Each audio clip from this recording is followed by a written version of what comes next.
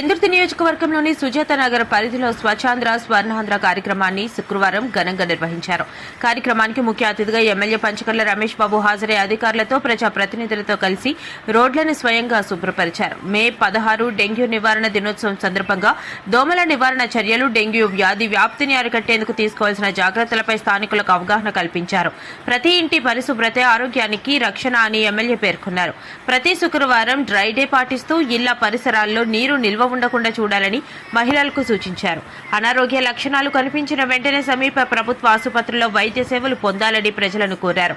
అనంతరం పెందుర్తి 95వ వార్డ్ గొల్లవిల్లి వారి పాలెంలో అధికారులతో కలిసి శుభ్రత కార్యక్రమంలో పాల్గొన్నారు. అందరి భాగస్వామ్యంతోనే స్వచ్ఛాంధ్ర లక్ష్యం సాధ్యమవుతుందని ఎమ్మెల్యే స్పష్టం చేశారు. అలాగే 95వ వార్డ్ గొల్లవిల్లి వారి పాలెంలో 40 లక్షల రూపాయల వ్యయంతో అభివృద్ధి చేసిన పార్కును ఎమ్మెల్యే ప్రారంభించారు. పార్కులో గోపీచంద్ ఏర్పాటు చేసి కాలనీ వాసుల సమక్షంలో ప్రారంభోత్సవం నిర్వహించారు. ఈ సందర్భంగా ఆయన మాట్లాడుతూ ప్రజలు ఆరోగ్యంగా ఆనందంగా జీవించేలా అన్ని సౌకర్యాలు కల్పించేందుకు కృషి చేస్తున్నామని తెలిపారు. కాలనీ వాసులకు ఎటువంటి సమస్యలు ఉన్నా నేరుగా సంప్రదించవచ్చని ఎమ్మెల్యే హామీ ఇచ్చారు. ఈ కార్యక్రమంలో PD BV Ramana, zonal commissioner H Shankarrao, sanitary సిబ్బందితో పాటు 95వ వార్డు అధ్యక్షుడు Datla Madhu, Panchakarla Madhu, MC director Varuthini, Lucky Govind, Mahakutami నాయకులు, స్థానికులు పాల్గొన్నారు.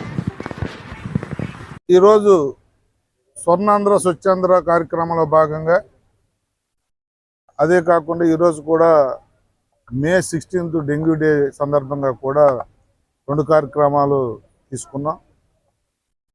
మా పీడీ గారు, మా జడ్సీ గారు, మా శానిటేషన్ సిబ్బంది, ఈ శాఖలకు చెందిన అందరు ఆఫీసర్స్ కానీ పబ్లిక్ కానీ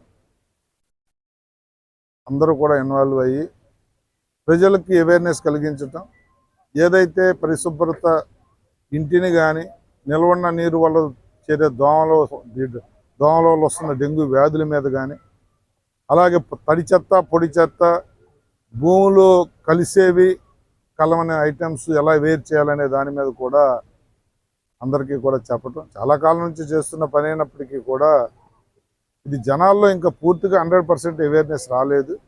జనం చైతన్యవంతం అవ్వాలి. ప్రభుత్వం దీనికోసం గౌరవ ఉప ముఖ్యమంత్రి గారు, గౌరవ ముఖ్యమంత్రి గారు వారు చెప్పడమే కాకుండా వాళ్ళు పాటిస్తూ కూడా అన్ని మీటింగ్లో చెప్తున్నప్పటికీ కూడా ప్రజల్లో ఇంకా అవేర్నెస్ పూర్తిగా రాలేదు.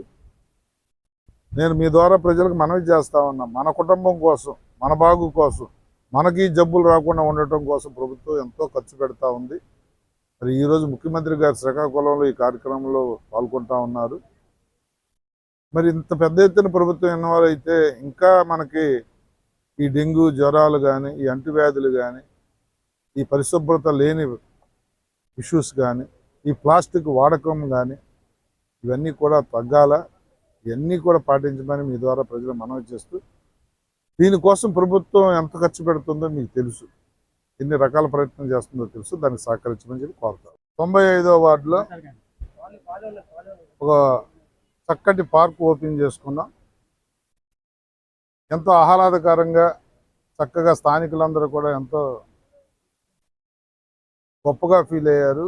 ఇంత చక్కటి పార్క్ వచ్చినందుకు మనస్ఫూర్తిగా మా అధికారులకు కానీ, స్థానికులకు కానీ, ఇక్కడ ఈ కాలనీ నాయకత్వానికి కానీ, అలాగే ఇక్కడ కాలనీ పెద్దలకు కానీ అందరికీ కూడా మనస్ఫూర్తిగా నా ధన్యవాదాలు, అభినందనలు తెలియజేస్తా ఉన్నా.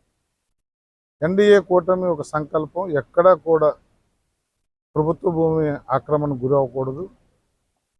At the same time roads కానీ, డ్రైన్స్ కానీ, పార్కులు కానీ ప్రజలకు అవసరాలకి మౌలిక వసతులు కల్పించడంలో రాజీ పడే ప్రసక్తి లేదు.